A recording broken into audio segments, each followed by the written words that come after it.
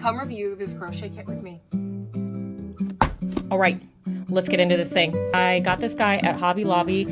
The brand is supposedly Needle Creations. It was originally for $6, but I did get it for, you can't really see it, but I got it for $3, so half off. That's part of the reason I chose this kit. Also something to keep in mind, this is an intermediate, so they do claim that you do need a knowledge of crochet. We'll see how much knowledge, but it claims to be intermediate. The other thing it says is everything is included. However, one thing I was noticing when I was reading the materials is it doesn't include scissors, not in the picture and not in the list here either. So that is something that I am providing on my own, which it is what it is, just something to keep in mind. But let's open her up.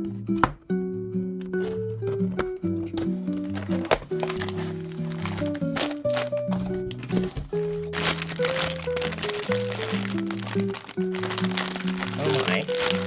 And here we start voiceover mode. So I'm going to talk through my experience as I'm showing you parts. Something that I saw that was really weird right away that I had filmed but then cut out for, length's sake was they wanted me to do a gauge swatch.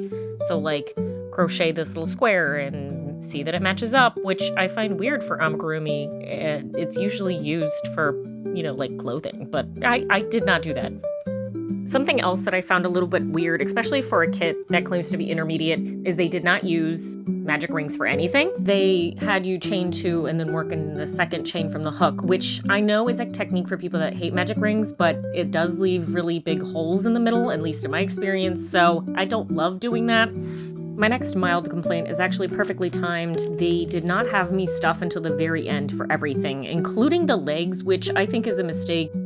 Usually I stuff as I go to prevent the difficultness of shoving the yarn in, especially to the really small places. This isn't a huge piece, so I think that's a mistake. Although, I ended up using the weird knobby end of the hook, so maybe that was on purpose. I don't know. We're closing in on the end here, but hopefully what is coming across in all of these transitions that I'm doing right now is that there were a lot of bloody pieces to this thing, okay? Okay. This is what it looks like. I'm going to insert a little photo of it. It took me around 4 hours to make. This is the next morning because it took me into the evening to do. And I would overall rate this about a 2 out of 5. Mostly I'm giving it that because the materials were pretty weak, especially the hook. The hook was really flimsy and mixed with the weirdly rough but slippery yarn. It was so fiddly. I do think the pattern itself is really cute, and I do have plenty of yarn left over, so they gave you enough of everything. But I wouldn't do it again, nor would I be like, hey, you should definitely make this kit. That's my final review on this guy. I hope you have a wonderful time. I will catch you in the next one. Ciao.